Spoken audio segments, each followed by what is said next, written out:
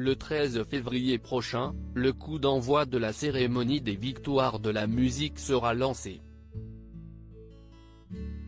Pour l'occasion, les mélomanes s'attendaient bien évidemment à ce que Kenji Girac, véritable révélation musicale de l'année, soit nommé. Malheureusement, le grand gagnant de la 3e saison de The Voice devra se contenter de suivre la cérémonie devant sa télévision et n'aura pas le privilège d'interpréter ces fameux tubes au cours de cette soirée annuelle ô combien attendue par les artistes.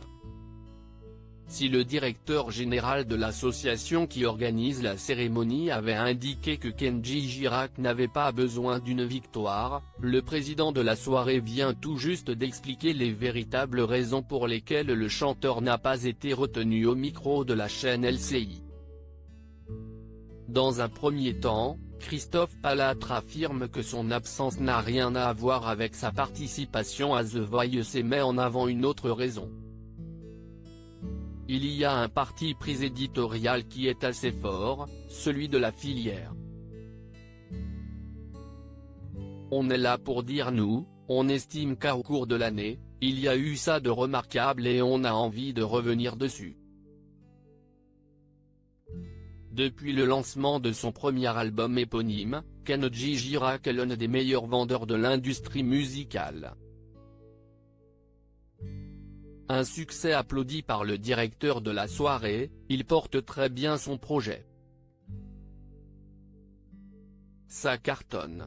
Si est parfait commente-t-il. À la fin du mois de janvier, Kenji Girac avait affirmé ne pas comprendre pourquoi il avait été boudé. Pour autant, le jeune homme, très fair-play avait confié ne pas avoir pris la mouche. Ce sera peut-être pour une autre fois. Je prends les choses comme elles viennent. Je me laisse porter par le vent avait-il expliqué dans les pages de Téléstar.